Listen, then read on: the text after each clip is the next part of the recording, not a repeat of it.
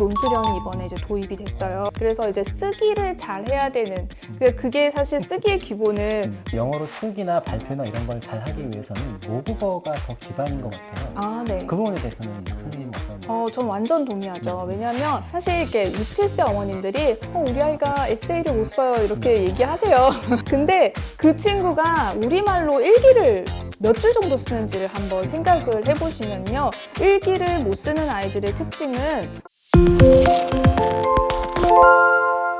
네, 오늘은 즐거운 초등영어 유튜브 채널을 운영하고 계신 지니쌤을 모시고 얘기를 좀 들어보도록 하겠습니다. 지니쌤 우선 셀프 소개 좀 부탁드리겠습니다. 안녕하세요. 저는 즐거운 초등영어 유튜브를 운영하고 있는 지니쌤이고요. 천재교육에서 14년 정도 영어 교과서를 만든 편집자 출신입니다. 오늘 만나뵙게 돼서 반갑습니다. 네, 오늘 촬영을 위해서 이제 제주까지 와주셨고 네, 와 너무 좋아요. 네. 저희가 두 번째 촬영이고 네. 네, 그럼 오늘 이제 본격적으로 2022 대전교육과정에 대해서 우리가 좀 알아볼 텐데 어떻게 바뀌었고 그래서 우리 초등 저학년이나 유치 엄마들이 어떻게 좀 준비해야 되는지를 소개를 좀 해주신다고 하면요. 네, 맞습니다. 2022 개정교육과정이 이제 2025년부터 시작을 하거든요. 아직 이제 초등학교에 입학하지 않으신 어머님들이나 또는 이제 3학년에서 영어가 시작하기 때문에 그 전에 아직 영어 교과를 경험해보지 못한 어머님들은 아마 관심이 많으실 거예요. 그래서 2025년부터 시작하는 이번 2022 개정교육과정이 기존 2015랑 어떻게 좀 다른지를 설명을 해드릴게요.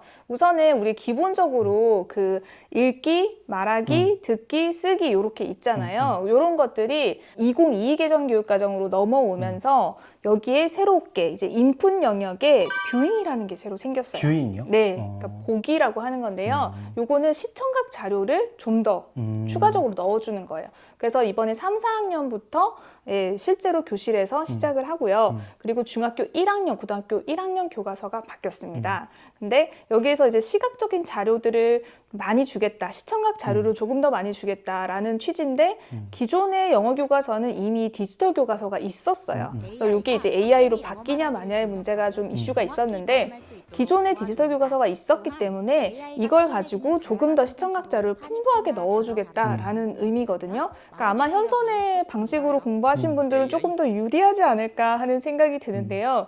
그렇게 해서 인풋 영역에서는 이렇고요. 아웃풋 영역에서는 우리가 쓰기나 말하기 정도를 아웃풋으로 봤다라고 하면은 거기에 추가적으로 레프리젠팅이라고 해서 우리가 표현하는 영역을 하나 더 추가했습니다. 이 부분은 우리가 처음에는 어떻게 이 부분을 해석을 해야 될지 교과서 만드시는 분들 많이 고민을 했었는데요. 이거를 프로젝트 수업이라든지 그룹 수업에서 뭔가 발표를 해내는데 4가지 영역을 다 결합해서 아이들이 창의적으로 생각해서 하는 그런 수업의 영역이 점점 더 늘어난다 라고 생각하시면 될 거예요. 그래서 이 2가지 영역이 들어온 것을 바탕으로 생각을 해보시면은 전체적으로 우리가 이 새롭게 바뀌는 이 교육 과정이 어떤 것을 지향하고 있는지를 아실 수 있어요. 좀 더 실용적으로 가는 거겠네. 네, 그거를 계속 이제 원래도 의사소통 중심이었기 때문에 이제 교과서가 조금 더 실질적으로 아이들한테 도움이 되는 방향으로 가려고 하는데 그거를 구현을 계속 해내려고 열심히 노력 중입니다. 그게 가능할지가 참 의문이 좀 드네요. 예를 들면 평가를 어떤 식으로 할지가 저는 이제 그렇죠. 뷰잉이나 네. 레프레젠팅을 얘기하시니까 네. 그런 게 제일 궁금해지는. 사실은 이제 초등에는 뭐 드러내놓고 하는 평가가 없으니까요. 그거를 우리가 수행평가라고 해서 과정 중심 평가를 합니다. 그래서 이제 뭐 뷰잉 같은 경우는 인풋 영역이기 때문에 따로 이제 평가가 없지만 레프리젠팅 같은 경우는 모든 별로 어떻게 협동을 해서 아이들이 요것에 대해서 표현을 하고 그다음 아웃풋을 내느냐 이런 것들은 과정 중심 평가로 아마 수행평가를 하게 될 겁니다. 그러면 아마 저희 채널을 보시는 분들은 이제 초등 저학년이나 유치 엄마들이 많으실 거고 이 엄마들 머릿속에서도 이제 현선의 방법으로 영상을 통해서 영어 습득을 하긴 하지만 실제로 읽기로 넘어가야 되고 그 읽기로 넘어가는 게 내신을 준비하기 위한 거잖아요. 네. 그러면 기존과 다르게 어떤 식으로 좀 준비를 하면 좋을지에 대해서 말씀을 좀 해주시면. 네, 뭐 내신이나 어떤 평가 같은 것들을 위해서 우리가 조금 더 바뀐 교육 과정에서 생각하셔야 되는 부분은 뭐냐면요. 우리가 좀 융합적으로 생각을 해야 된다는 거가 하나예요. 그래서 다양한 이야기들을 좀 잘 엮어서 나만의 이야기로 잘 표현하는 것이 중요한데 또 두 번째로는 우리가 입시적인 관점으로 본다라고 하면은 서논술형이 이번에 이제 도입이 됐어요. 그래서 읽기뿐만이 아니라 이제 이것을 어떻게 표현하고 쓰느냐 이게 굉장히 중요해졌거든요.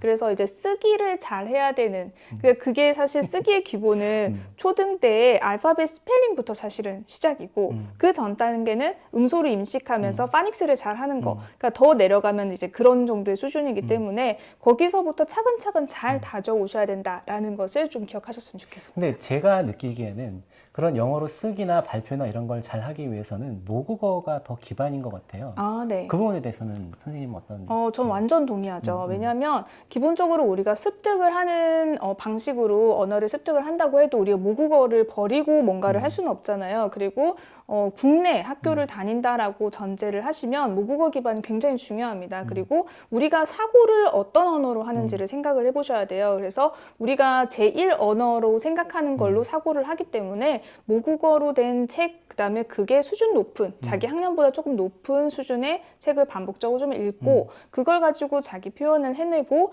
그 사고의 폭이 넓어져야 그거를 영어라는 도구를 이용해서 표현할 수 있는 거죠. 그러니까 저도 이제 엄마들이 우리 아이가 영어로 쓰기가 안 된다 하시는 엄마들 되게 많은데 그런 친구들 보다 보면 저는 이 친구가 우리말로는 쓰기가 될까? 이런 생각을 많이 하게 되거든요. 네. 사실 이렇게 6, 7세 어머님들이 우리 아이가 에세이를 못 써요 이렇게 얘기하세요. 근데 그 친구가 우리말로 일기를 몇 줄 정도 쓰는지를 한번 생각을 해보시면요. 일기를 못 쓰는 아이들의 특징은 무슨 말을 써야 될지를 모르는 거예요. 그러니까 머릿속에 무엇이 들어있는지가 가장 중요한데 그거를 표현해내지 못한다고 하는 것에 너무 초점을 두지 마시고 그게 아이가 쓰기가 힘들면 말하기로 좀 전환을 하셔서 모국어로 생각을 많이 해보게 해주시는 게 훨씬 더 도움이 됩니다. 네, 저도 굳이 아이들이 힘들게 뭐 파닉스나 읽기나 쓰기나 이런 걸 일찍 하시는 것보다 모국어로 그런 방향은 좀 잘 해주시고 나면 나중에 영어로는 또 금방 올라오더라는 것을 좀 말씀을 드리고 싶네요. 그러면 전반적으로 공교육 수준이 이제 올라간 느낌인데 특별히 좀 이렇게 준비해야 되는 영역이나 이런 게 있을까요? 이거는 이제 학년별로 조금 다르긴 한데요. 우리가 이제 3, 4학년 전에 파닉스를 조금 해놔야 돼요. 왜냐하면 문자 인식이 좀 돼야지 아이들이 공교육에서 따라가는데 무리가 없기 때문에 이거는 마치 한글을 미리 학교에서 안 해도 된다고 하지만 어머님들이 준비해서 가시는 것처럼 미리 알고 가면 좀 유리한 영역이거든요. 근데 그렇게 어휘 수준이라든지 다이알로그 수준이 조금 더 길어졌기 때문에 미리 좀 준비하시고 가면 좋을 것 같고요. 그리고 5, 6학년 전에는 단락글을 읽을 수 있는 독해 능력이 어느 정도 준비가 돼야 되고요. 그리고 중등에 가기 전까지는 단락 정도를 쓰기 할 수 있는 능력이 돼야 됩니다. 그러니까 그게 공교육 수준의 성취 기준이기 때문에 그것을 큰 줄기로 해서 가신다라고 하면은 학년별로 이렇게 좀 준비를 하시면 될 것 같습니다.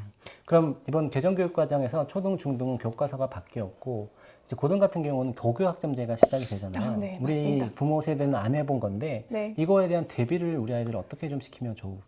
이거의 정말 핵심은요, 독서거든요. 네, 독서를 많이 하면서 아까 말씀하신 것처럼 우리의 생각을 잘 표현하는데 이게 아이들이 어렸을 때는 한 바닥씩 에세이를 쓰거나 어떤 논술을 할 수는 없잖아요. 그쵸. 근데 어렸을 때 그 나이 수준에서 잘 할 수 있는 영역으로 아이의 표현 영역을 좀 늘려주시면은요, 이게 계속 쌓여서 사실 고등학교 때 우리가 학종이라고 하죠. 이제 그 학종을 잘 채울 수 있는 아이가 될 수가 있어요. 그럴 때 우리가 고교학점제에서는 다양한 방식으로 이제 대학교처럼 이렇게 개설이 된 과목에서 내가 진로에 맞는 어떤 과목을 설정을 해서 그 설정한 그 과목을 듣고 그다음에 탐구를 해가면서 학종을 채워가는 거거든요. 그런 아이로 키우기 위해서는 사실은 자기주도적으로 뭔가를 할 수 있고 탐구력이 많은 아이로 키워야 되거든요. 저희는 그게 좀 핵심이 독서인 것 같아요. 진희쌤 같은 경우는 지금 아이 둘을 키우고 있는 네. 엄마이기도 하시잖아요. 그런 것들 직접 실행을 하고 계신 거죠? 네, 저는 사실 큰애가 이제 중3이거든요. 그래서 이제 벽돌책을 깨면서 읽고 있습니다, 둘이서. 엄마랑 같이? 네, 같이요. 그거는 같이 좀 도와주실 수 있으면 도와주시는 게 아이가 이 책을, 벽돌책을 사실 읽는 게 쉽지가 않아요. 아무리 문해력이 높은 친구들도 쉽지 않기 때문에 같이 읽으시면서 대화를 하고 엄마 생각은 이런데 너는 어떻게 이해했어? 라는 거를 좀 자주 해주시는 게 제가 해줄 수 있는 최고의 방법인 것 같아요. 지니쌤 여러분들 아시는 분들은 아시겠지만 지금 즐거운 초등영어라는 유튜브 채널을 운영을 하고 있고 그전에는 아까 소개해드린 것처럼 천재교육이라는 이제 굉장히 큰 출판사에서 이제 우리나라 영어 교과서 집필도 직접 하셨었고 또 책도 굉장히 많이 쓰셨잖아요. 네, 맞습니다. 그리고 엄마이시기도 하고 그래서 이번에 또 좋은 책을 내셨다고요? 네, 맞습니다. 사실 어머님들도 이제 영어 공부 하시고 싶어 하시는 네, 어머님들 네. 많으시잖아요. 근데 뭐부터 시작해야 될지 모르시는 분들께 제가 그런 분들을 그래서- 위해서 책을 제가 선물로도 사실 가져왔어요. 그러세요? 네, 그래서 10부 정도 가져왔는데 혹시 도움이 되실 분들께 나눠드리고 싶네요. 네, 그래서 이벤트를 할 거니까요. 그 이벤트에 참여해서 여러분들 책 받아가시면 좋겠고 책 내용을 조금 더 설명을 해주신다. 네, 여기는 이제 고전 10편을 제가 뽑았어요. 그래서 아마 많이 들어보신 고전들이 있을 텐데 그 10편에서 한 권당 10개의 문장을 뽑았습니다. 그래서 아주 쉬운 중학교 수준의 문장들로 뽑았고요. 그 문장을 소개를 하면서 제가 이 문장을 왜 뽑았는지에 대한 에세이를 간단하게 썼어요. 어머님들도 같이 읽어보시고 그다음에 영어 공부도 함께 할 수 있는 그런 책입니다.